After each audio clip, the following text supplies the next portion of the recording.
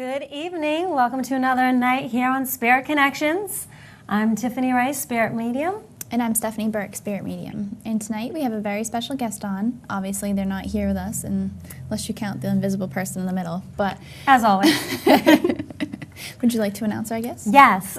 We have Mr. Al Shipley on from Rahway, New Jersey. He is author of The Case of the Unknown Woman. Hi, Al. How are you? Hi, Tiffany. How you doing? Well, Stephanie and Tiffany. It's kind of like, what is it, Brangelina? We've mixed. Yeah.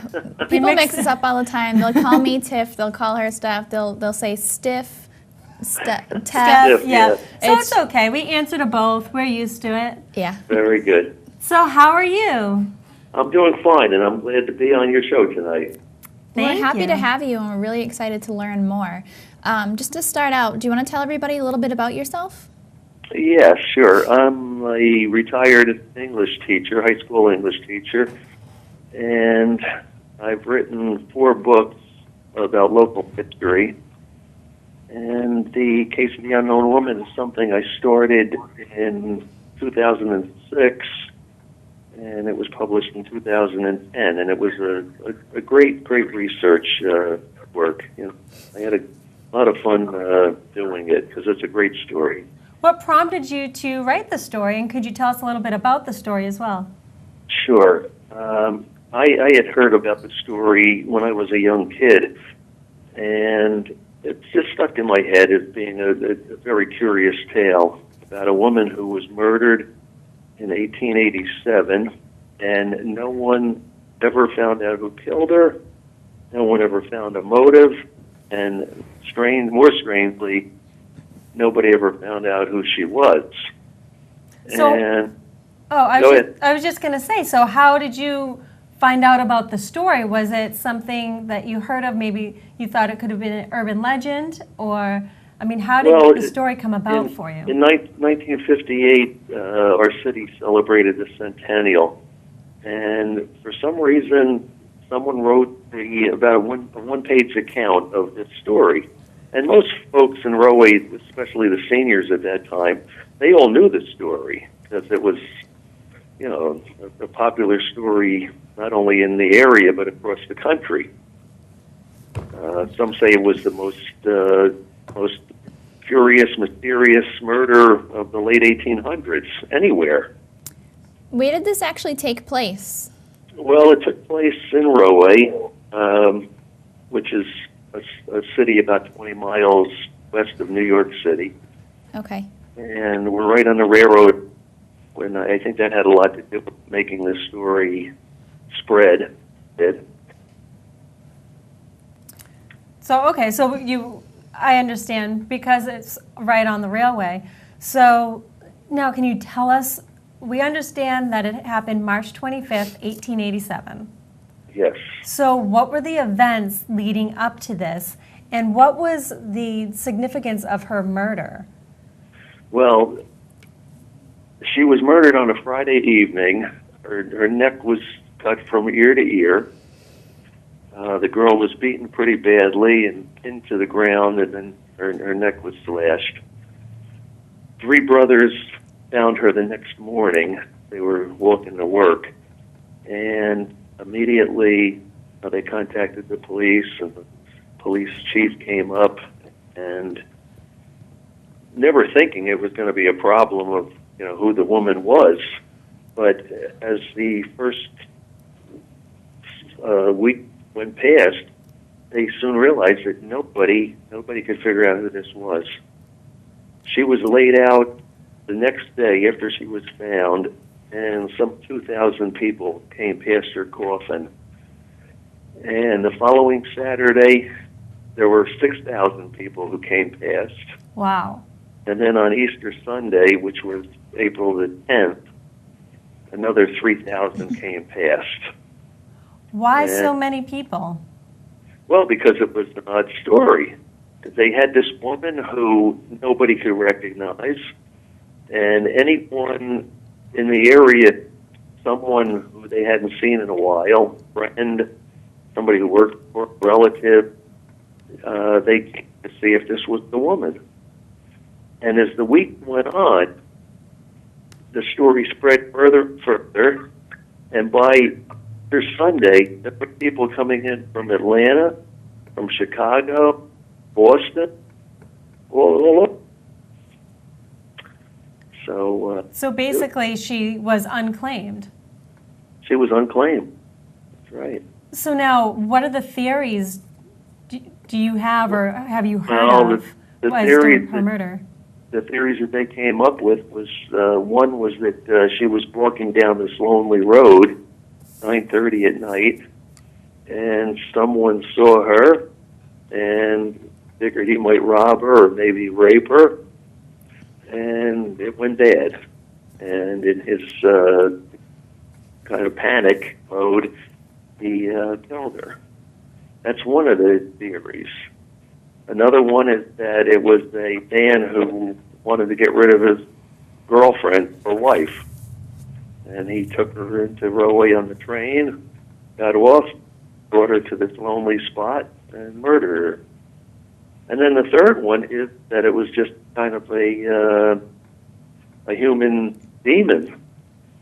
There's a lot of theories about this girl gets off the boat in New York, gets picked up by a fella who claims he knows where she needs to go, and then takes her into this lonely spot and murders her. What do you think happened? I don't know. And I'll tell you why. Because there are possible stories that came up that support any one of the three. And I just don't know. I think because of the way she was killed, I don't think it was a robbery gone bad. Because this woman was beaten into the ground and her neck was cut. It was more personal. So what? It was just a murder gone by. The guy would have stabbed her a couple of times and run off. But this was either a guy to get rid of the girlfriend, or some kind of a human demon. Definitely sounds like a crime of passion for sure. Yeah. And the story tied in with Jack the Ripper, believe it or not, because of the suspects that they think Jack the Ripper was, one of them American, and that American doctor had to be in New York City in March 1987.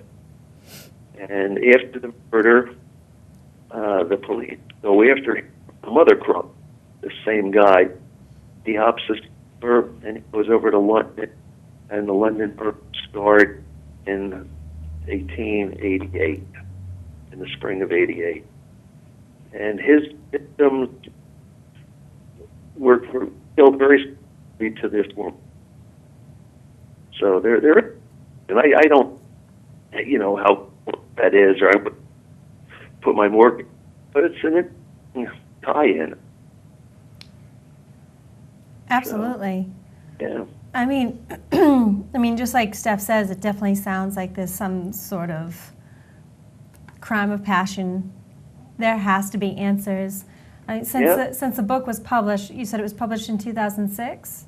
10. 2010. Oh, you started in 2006 and it was published. I started to research it, and one of the reasons I had put out a book in '05, and after I put that out, a fella said that I could get articles that were written about Rahway or any town that were printed in the New York Times from like 1860 to 2000. So he asked me if I wanted that. So I said, sure. So he made copies of it, and he brought over a big stack of papers. And when I got looking through them, and I got to 1987, there were about 50 articles. And I said, what in the world is this all about? And I look, and it's coverage of the unknown woman murder. So I read through them, became fascinated by all the detail, and I ran New York, weeks in New York City, looked at all the papers, because each of the dailies covered it. New York Times had 52 articles, 11 on the page. So it was a big Wow. story. And then I went to Philadelphia. Philadelphia Fire was here. The Washington Post was here. They all sent reports to try to scoop the story. And there was no real that I found. And the report, those papers, Associated Press, they sent it to Chicago News, Dallas News, San Francisco Bulletin, Atlanta Constitution, the City Star. It got all up. So it was really. And for all of you guys that are just tuning in now, we have Al Shipley on, author of The Case of the Unknown Woman, a book about a mystery murder that happened March 25th, 1887 in New Jersey. It's Rahway, right? Am I pronouncing that? Rahway? That's right, yep. Rahway. Now, where can people find the book? Well, they can get it on Amazon. It's sold on Amazon, and you can get it at the Kindle versions or the book version. And around here, we sell it at the museum. Now, since the publication of the book, have people come to you with possible new leads, or Oh, yes. have you been in contact with the police department, the current police department? The current police department, and a lot of strange things about the story. They have no pictures. They have the clothes of the woman have been missing since, I guess, the 50s. All of the evidence that was found by the body has been lost. So there's not much in the way of lead with the police department. And over the years, many of the police don't even know the story. So it's kind of been reborn around here. Now, forgive me, but do you know who first found her body? Yes. It was three brothers who were walking. I'm like, wait, did we go over this or not? Okay, I apologize. So yeah, they were on their way to work on a Saturday morning and saw down one of the little roads what they thought was a coat laying in the ground. And when they went for closer inspection, they found the woman who had been murdered. Do you think something compelled you to write her story or to document her story? Do you think it was your love of history, or do you think something really drew you to it? Well, I think in the back of my mind there was a speed from when I was a little. I was in the 5th grade when the book came out with the one-page story, and I remember reading through that story and I was just fascinated by the fact that the woman was found dead, nobody ever identified. And then when I got the Times material and I really started to read it, I realized how big the story was. And once I got caught in the story, I just went with it. And I thought it would be a page chapter in a book someday. And then this could be a book. That's what it came into. So I was happy it got done. Now, do you see yourself writing other books having to do with this murder, or are there other murders that you would like to capitalize on, or? Well, if I find more material on this one, maybe I could do something further. I've gotten I got a letter from a woman in Australia who felt that the murderer was her great-grandfather, and she had reason for believing that. And she eventually came to her away to see the grave of the own woman and to see what other material I had. It's possible that was her relative, but there were things that negated that possibility. So that's pretty amazing that you're getting contacted from Australia. Yeah. And I hope that somebody, will hear about the story and, find more documents and maybe in police stations or something. Well, that was my next question is, what do you hope to get out of writing this book? Do you hope that eventually the case will be solved? Or just documenting facts? I hope it's never solved, because the story, I think, lends itself to the mystery of it. Mm-hmm. You know, it's like finding out who Jack the Ripper really was. Right. You know, then there's no story. So when we take a school group through our museum, and right next to our museum is the cemetery, and we have a lot of famous folks in the cemetery, but the one everybody wants to see is the unknown woman. Really? And I don't care if they're fourth graders or if they're senior citizens who I take back there. They just are fascinated by the story. Well, it is a very interesting story, and I love a good mystery myself, and I think the way that we all work is we all love that mysterious fact or factor to everything that there is in life.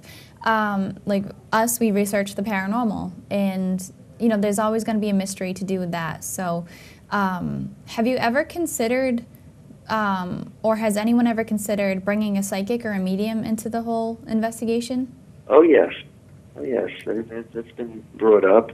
There's been questions about how come we don't disinter the body, you know, and maybe get some DNA. Yep, that was my next question. Mm-hmm. So that's possible. We had I'll tell you a kind of paranormal experience that someone came back with. We have lantern tours of the cemetery in October. And this tour, a woman came back. She said, you know, that I was told the entire in the cemetery. And then when we got where the unknown is, and she's buried way in the cemetery, because the good people who cemetery didn't know if she would be a virtuous girl or not. So they buried her the good Christian, you know. And that badness of pretty too. But she said one there she get warm and went up to the gravesite. She felt the normal or comfort level. Yeah, so I don't know why that happened, but he came back about that experience, which was pretty unusual. Well, we like the unusual around here, so we like all unusual things and all cool stories. So that's pretty awesome. There's always flowers at the grave, and I have no idea who put them there. That's really interesting. I love hearing stories like that. You hear that all the time, where there's one particular person that's buried someplace, and they constantly get these fresh, beautiful flowers, and nobody sees who leaves them. Yeah. And once again, the unusual. So that answers my next question. With there is still some sort of fascination surrounding her, even though it's been over 100 years. It's still pretty fresh to the people that live in the town. And it's becoming fresh again, because when we have we have all fourth graders come through the tour in Rowway and some of the other school systems, and they're learning this story now. And I'll have one group of kids come through, and then maybe a month later, another group.